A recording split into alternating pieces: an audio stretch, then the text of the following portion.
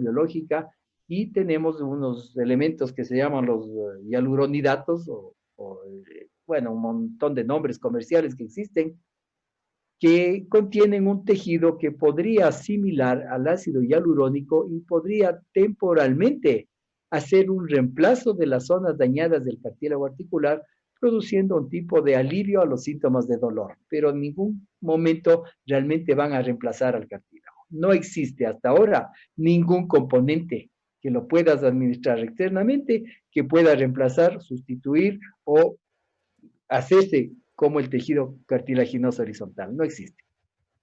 Entonces se están infiltrando ahora estos componentes con ácido hialurónico.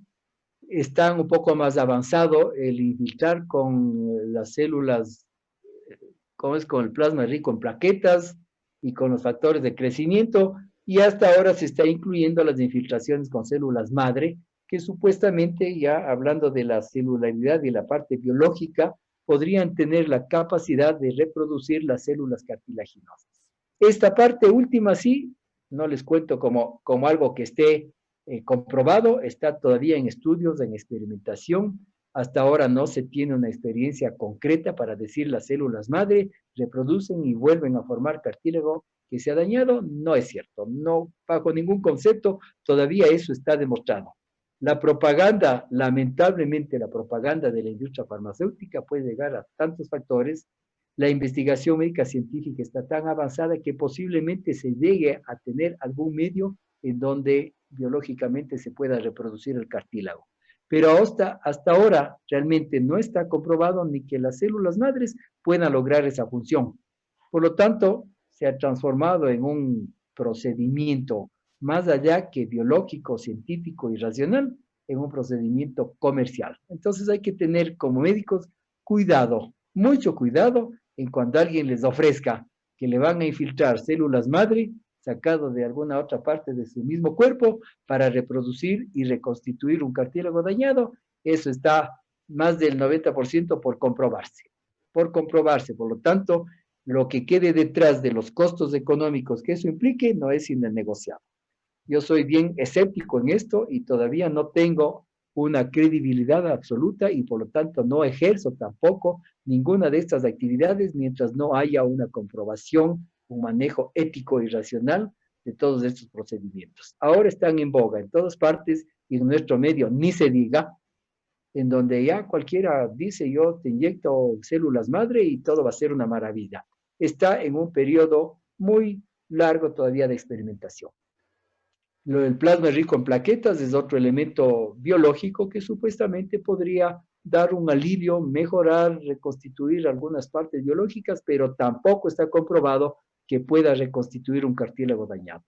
Y lo otro, los corticoides, lo único que hacen es calmar el dolor, pero así como calman el dolor, pueden, y está comprobado, eso sí, que pueden causar un daño más grave todavía al cartílago articular. Entonces, en una rodilla sana, por más dolor o proceso inflamatorio sinovial que una persona tenga, no se debe poner corticoides. Por si acaso les cuento.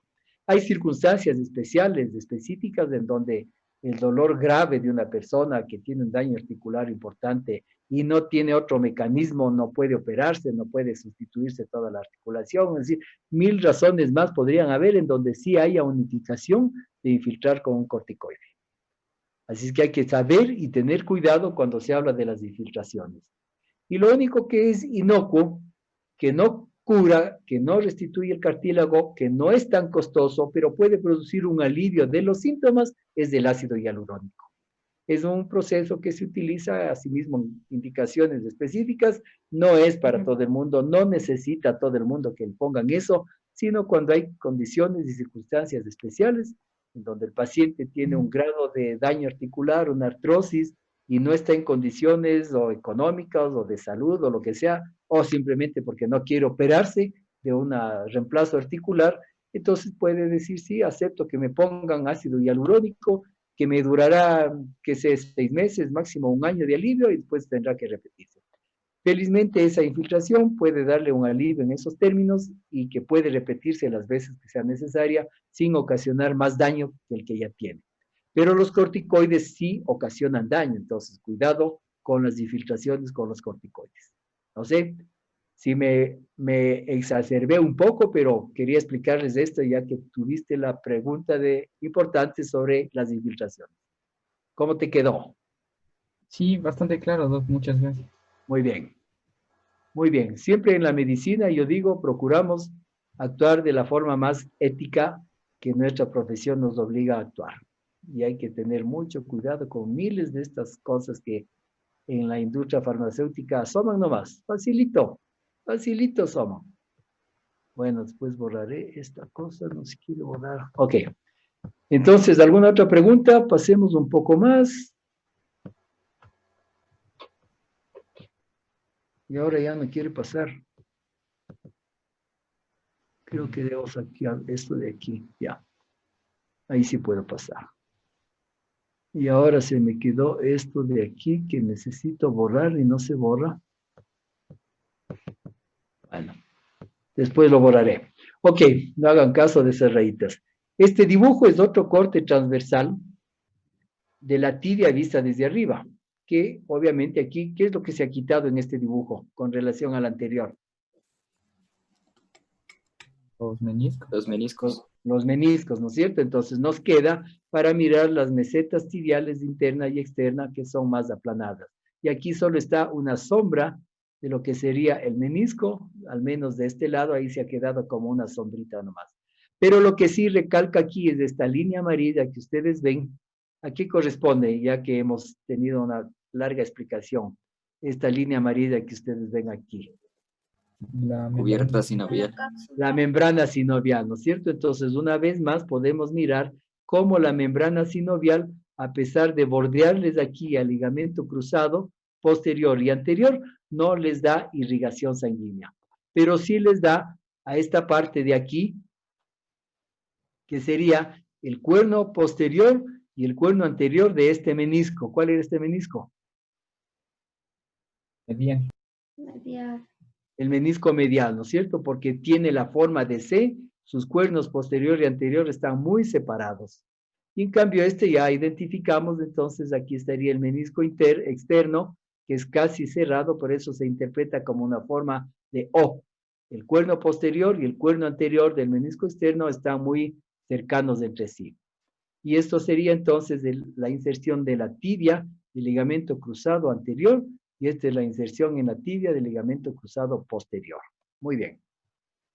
Sigamos un poco más. Esto hay que sacar de aquí. Ya. Entonces ahora ya podemos comprender mejor por qué se llaman cruzados, porque la disposición hace que se entrecrucen entre sí. El ligamento cruzado anterior es el que está más adelante en la tibia, se origina aquí adelante en la tibia, en la parte más medial, y se dirige hacia arriba, por supuesto, al fémur, hacia afuera y hacia atrás. Esa es la dirección del ligamento cruzado anterior. Hacia arriba, hacia afuera y hacia atrás para insertarse en esta cara que está dentro del espacio intercondilio, que corresponde a la cara interna del cóndilo externo. Entonces, la parte donde se inserta el ligamento cruzado anterior es la cara interna del cóndilo externo, con una dirección que va de delante hacia atrás, de adentro hacia afuera y de abajo hacia arriba. Esa es la dirección del cruzado anterior. Mientras el cruzado anterior, en cambio, viene desde atrás, creo que en este dibujo está, viene desde atrás un poco externo y se dirige hacia arriba y hacia adentro. ¿En dónde se inserta? En la parte más superior de la cara externa del cóndilo interno. Si todo esto es del espacio intercondilio, está limitado entonces por la cara externa del cóndilo interno y por la cara interna del cóndilo externo. Aquí estaríamos viendo desde atrás cómo en la cara externa y bien atrás está la inserción del cruzado anterior y acá vemos cómo en la cara interna y un poco más hacia adelante está la inserción del cruzado posterior. Por lo tanto, los dos en este sentido sí vemos cómo están entrecruzados y si le veríamos en el sentido